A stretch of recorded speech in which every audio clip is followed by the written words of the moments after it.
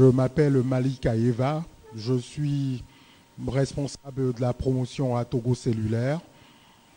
Je suis un grand activiste de la jeunesse et dans le cadre de mon activisme pour la jeunesse, j'ai créé ce qu'on appelle un centre incubateur de start-up. Un centre incubateur de start-up, c'est un espace qui permet d'accueillir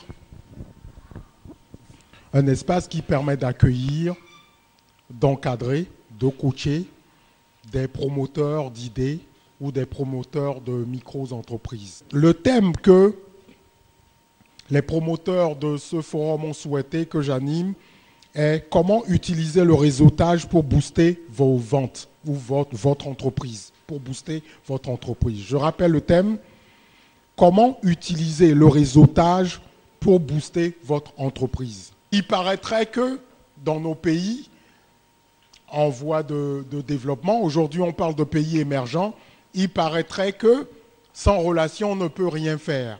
On ne peut pas réussir sans relation, notre entreprise ne peut pas grandir ou se développer. C'est vrai ou c'est faux? En réalité, c'est vrai en partie. Eh bien, c'est ce qu'on appelle le réseautage. Réseautage. D'accord. Mais nous allons échanger avec vous au sujet de ce mot-là, réseautage. Et puis, nous allons lever l'équivoque. Nous allons vous inviter à ne pas faire aussi trop d'amalgame, parce qu'on raconte beaucoup de choses. Vous vous retrouvez avec des grands frères qui sont là le dimanche, qui frappent à votre porte, qui viennent avec un poulet ou une pintade pour dire qu'ils sont en train de construire leur réseau. Vous retrouvez les gens à attendre dans les salles d'attente des boss du matin jusqu'au soir, sous prétexte qu'ils sont à la recherche de réseau. Vous retrouvez des gens sur des cours de tennis en train de jouer au tennis, alors qu'ils ne savent pas jouer, ils n'ont jamais rêvé jouer. Mais juste comme ils savent qu'il y a les boss qui viennent là-bas, eh bien, ils se mettent à la natation ou au tennis parce qu'il paraît qu'avec ça, ils peuvent se rapprocher des boss pour infiltrer les réseaux. Vous retrouvez des jeunes qui se retrouvent dans ce que, entre griffes, beaucoup appellent des sectes ou bien des clubs privés. Bizarres, entre griffes, sous prétexte qu'ils sont à la recherche de réseaux. Eh bien, moi, je suis venu vous dire cet après-midi que ce n'est pas forcément ce que vous pensez et que ces choix que certains font ne sont pas forcément les bons choix ou bien les bonnes approches. J'ai un ami qui a dit un jour, ma première relation ou mon premier réseau, c'est Jésus. Est-ce qu'il a raison ou il a tort? Quelque part, il a raison. C'est une façon de parler. Mais c'est ça. Le premier élément, quand vous voulez monter un réseau, c'est que vous devez être vous-même un travailleur. Il faut travailler dur. Vous n'allez pas être paresseux et aller crier tout le temps « réseau, réseau ». Donc, si vous êtes entrepreneur, vous devez intégrer d'abord le travail. Relation Léo, relation Moulo, et doigt, Podolano. Il faut travailler dur.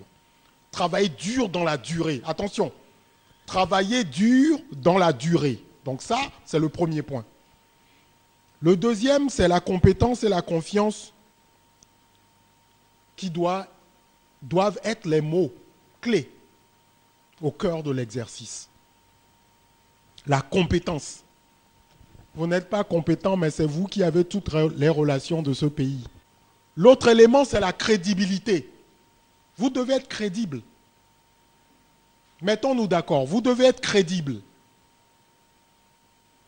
Vous devez être crédible. Amé à Bévouin, amé à Katafit, Katak Bwebona. Si vous n'êtes pas crédible, vous avez beau avoir toutes les relations de ce pays, vous allez vous planter. Votre entreprise va se planter.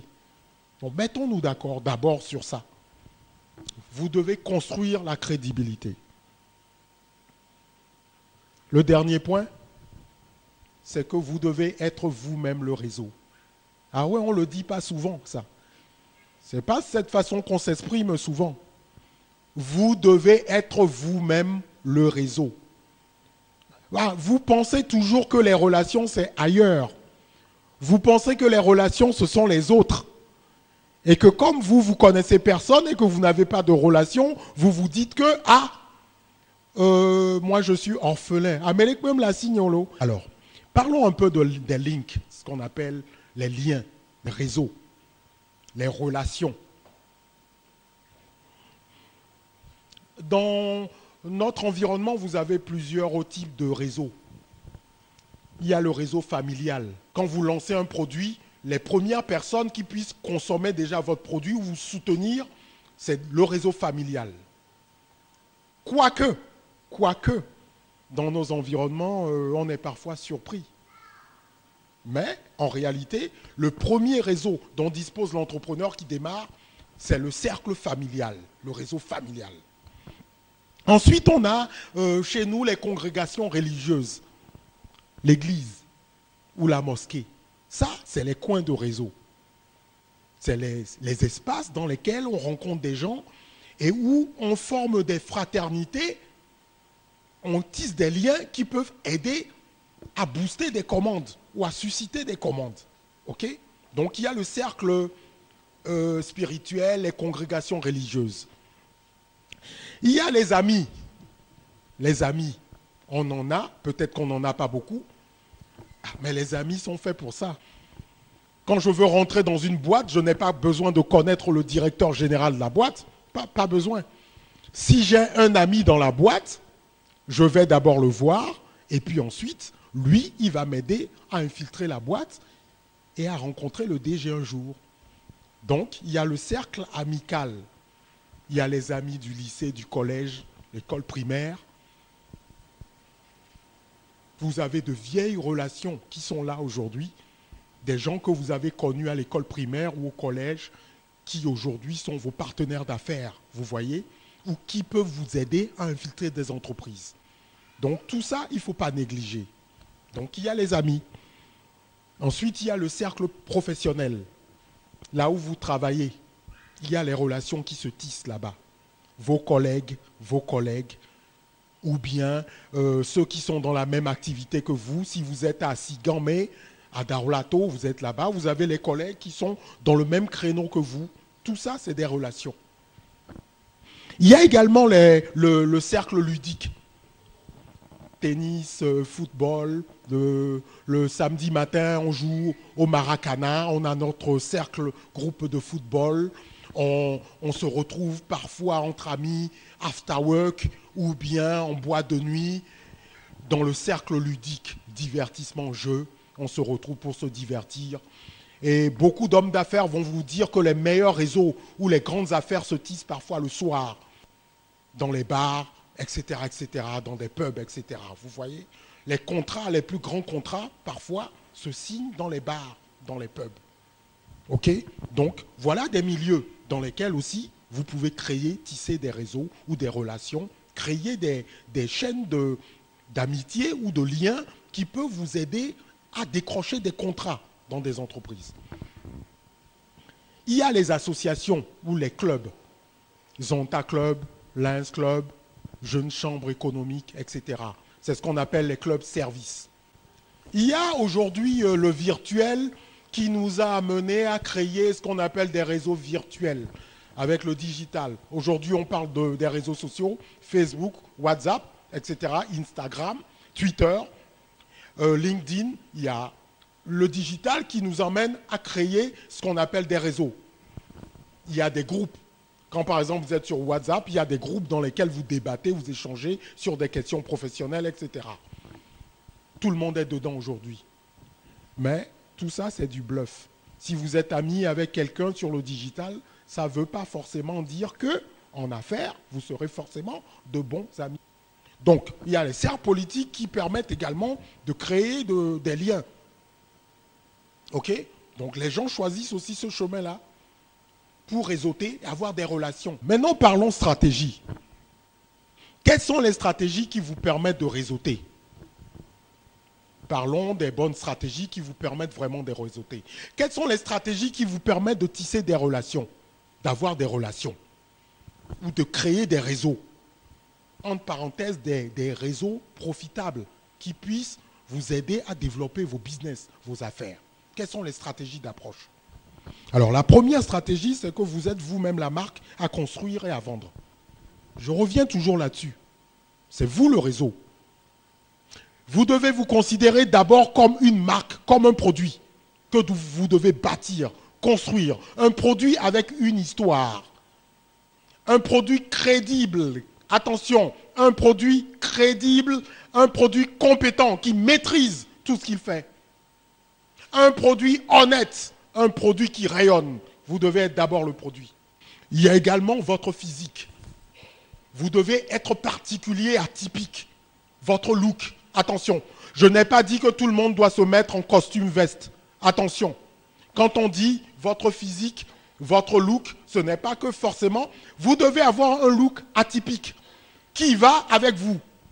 Quel est le look, le style qui vous sied et qui dégage, qui vous fait rayonner? Il y a les humeurs et les émotions qui jouent également. Avec son style, avec ses émotions, avec ses valeurs identitaires, etc., etc. Votre dynamisme, votre façon de fonctionner, les couleurs identitaires, même le parfum que vous utilisez. Quel positionnement? En marketing, il y a un terme qu'on utilise qui s'appelle le positionnement. Positionnement stratégique.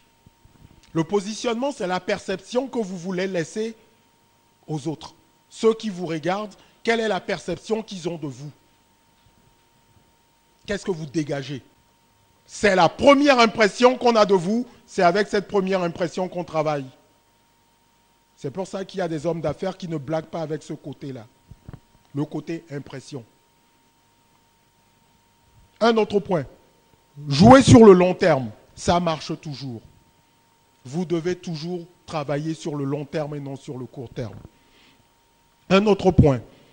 Soyez toujours au courant. L'information, le nerf de la guerre. Vous devez toujours savoir qui est qui fait quoi. Qui est qui fait quoi. Je vais vous dire, l'une des faiblesses de nos jeunes actuellement, notre petite génération là, de jeunes qui courent partout là, leur problème c'est ça, ils n'ont pas l'information. Quels sont les outils techniques? Quels sont les outils techniques qui vous permettent de réseauter? Le curriculum vitae est un outil technique. Mais là, je vous parle juste d'outils techniques, hein. Rien à voir avec l'émotion, rien à voir avec des aspects psychosociologiques, l'ethnocentrisme ou quoi que ce soit. Rien à voir avec. Des outils techniques. Il est important que vous ayez un curriculum vitae qui soit bon, bien fourni. Il est important que vous ayez des cartes de visite. Il y a les supports d'information papier. Notes de présentation sur votre entreprise, sur vos produits, etc. Les flyers, les prospectus, les plaquettes institutionnelles, etc. Vous devez toujours avoir des documents sur vous. Il y a les outils digitaux. Il faut être également sur le digital. Donc il faut bâtir des visuels promotionnels qui permettent d'être présents sur le digital. Ça, nos petits frères qui sont dans les WhatsApp sont des champions de tout ça. Mais après, il faut apprendre à l'utiliser. Il y a les supports d'information multimédia. Tout ce qu'il y a comme documents audiovisuels, multimédia, etc., etc. Alors, parlons d'autre chose. Savoir choisir les circonstances de la création du contact. Savoir choisir les circonstances de la création du contact. Chez nous, ça fonctionne comment? Les baptêmes, les naissances, naissance d'un nouveau-né. Vous pouvez vous positionner là-bas pour activer un réseau. Les anniversaires, vous devez vous positionner sur les anniversaires pour bâtir un réseau. Le mariage, les événements heureux comme on dit, baptême, mariage, patati patata, vous utilisez l'événement pour construire un réseau. 90% des marchés que moi j'ai avec mon cabinet et mon centre incubateur de start-up, je les ai en écrivant. Salle d'attente, mais pas 1 heure de temps. Avant-dernier point, entretenir la relation avec tact et délicatesse. C'est comme l'amour. Quand vous n'entretenez pas, ça fait quoi?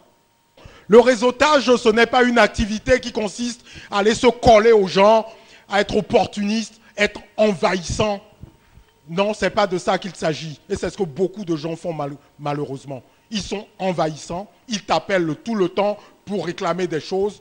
Ils sont là, opportunistes, alors qu'ils ne viennent même pas avec des solutions. Non, ils viennent avec des problèmes. Ah oh. Mais on a des réseautages. Ah oh. Et n'a-ba merola tonami be yo les francs-maçons, mais depuis 20 ans, vous voyez, ils ont remarché des cacs-bords. Amerola tonami be yo les partis politiques qui ont actifs n'to zozo. Ils ont remarché des cacs-bords. C'est parce que moi j'ai feeling ça, un défi, on est opportuniste, comme les noirs mots. Et ils ne viennent pas avec des solutions. Ils n'ont rien à proposer. Ils n'ont pas pris le temps de construire une marque. Ils n'ont pas eu le temps de construire une marque. Les relations, ça s'entretient comme l'amour s'entretient. Je vous remercie.